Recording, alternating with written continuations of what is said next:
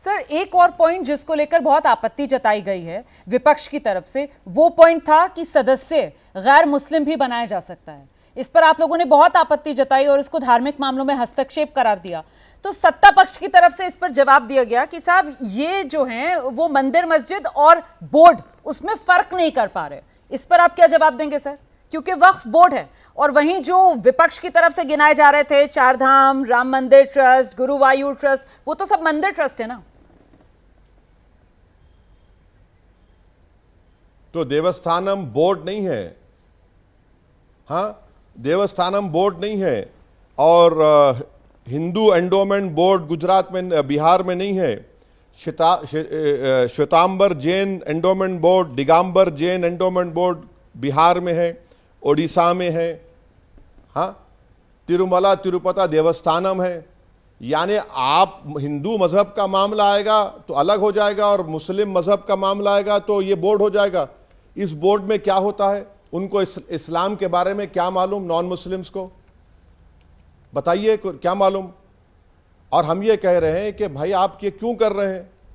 आप दूसरे देवस्थान, अच्छा और एक बात, देवस्थानम बोर्ड की जब बात कर रहे हैं, चार धाम बोर्ड में तो सिर्फ हिंदू बन सकता है और आर्टिकल 25 में हिंदू का डेफिनेशन यह है कि हिंदू, जैन, बौद्ध और सिख, उसमें तो आप कह रहे हैं कि सिर्फ हिंदू बनेगा। ये क्या है राय?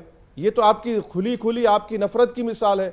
गुरुद्वारा प्रबंधक कमेटी में आप ऐसा करेंगे? किसी हिंदू को बनाएंगे गुरुद्वारा प्रबंधक कमेटी? बना के देखिए, सिख निकल कर आ जाएंगे पूरे, ये टाइम हो जाएंगी इन लोगों की। आप ये समझ रहे हैं कि जो चाहे मुसलमानों से करेंगे? ऐसा हम नहीं कर सकते कि हम नहीं निकल सकते, इसके ऊपर नहीं बोलेंगे, हम बराबर बोलेंगे, गलत है ये। अच्छा और एक बात, इसमें देखिए कॉन्ट्रडिक्शन देखिए मैडम, हिंदू प्रॉपर्टी को वक्फ कर सकता है, आपने उस प्रोविजन को निकाल दिया, मगर आप एक हिंदू को मेंबर बना रहे हैं। ये क्या कर रहे हैं आप बताइए? खुली नफरत नहीं तो क्या है? अच्छा और एक उसमें सुन लीजिए, सरकार इस बिल में कह रही है कि जो मुसलमान होगा उसको पहले 5 साल इस्लाम पर चलना होगा। भैया क्या मोदी जी अपने घर पे बुला के सर्टिफिकेट देंगे, चलो तुम्हारे 5 साल मुकम्मल हो गए, तुम मुसलमान हो गए, ले लो? मेरा फ्रीडम ऑफ रिलीजन कहां जाएगा आर्टिकल 25 में? क्या इस तरह का प्रोविजन सिखों के लिए है, हिंदुओं के लिए है, ईसाइयों के लिए है? नहीं है। तो यही तो हम बता रहे हैं। लेकिन वैसे साहब आप मुझे एक बात बताइए, आप कहते हैं कि साहब ये खुली नफरत है सरकार की, मुसलमानों से दुश्मनी निकाल रही है सरकार, आप इस सरकार के लिए सब कुछ इस्तेमाल करते हैं, तानाशाही से लेकर जितने इस तरीके के शब्द होते हैं उन सब का इस्तेमाल करते हैं। लेकिन ये भी तो हकीकत है ना कि जब आपत्ति जताई गई तो यही सरकार है और इसने सर्वसम्मति बनाने के लिए, सबकी बात सुनने के लिए ये जो कानून है, नंबर होने के बावजूद इस कानून को ज्वाइंट कमेटी के पास भेज दिया, कमेटी भी बना दी गई, आप भी उसमें सदस्य हैं। इस पर क्या कहेंगे? देखिए मैडम, आपने कहा शब्द इस्तेमाल हुए, क्या मैंने किसी को कहा किसी धर्म के मानने वालों के तुम घुसपैठी हो? क्या मैंने अपने शब्द से कहा कि उस धर्म की महिलाएं ज्यादा बच्चे पैदा करती हैं और किसी दूसरे धर्म की महिलाओं से जेवर छीनकर उनको पिनाया जाएगा? क्या मैंने कहा कि किसी और धर्म की भैंसों को लेकर दिया जाएगा? मैंने कहा है बात ये। और सवाल आप कर रहे हैं कि इनके पास मेजॉरिटी है।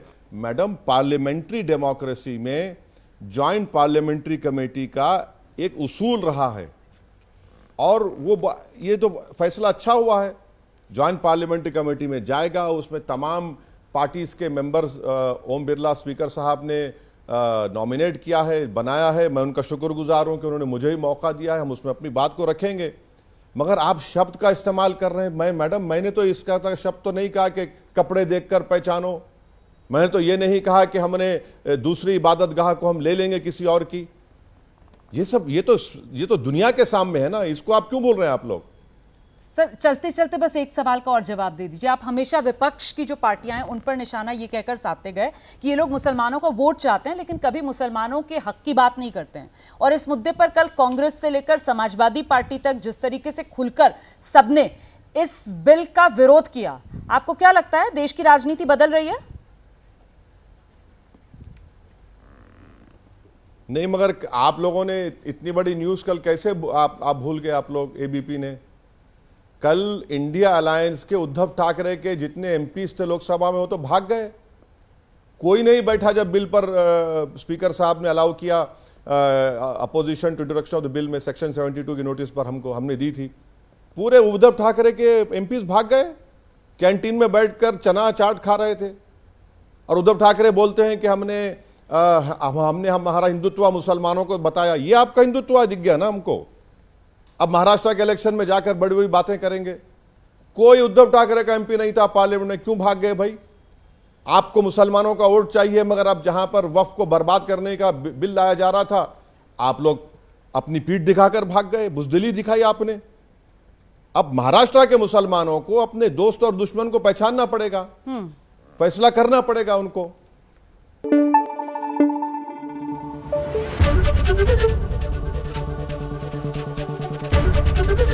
एबीपी न्यूज आपको रखे आगे।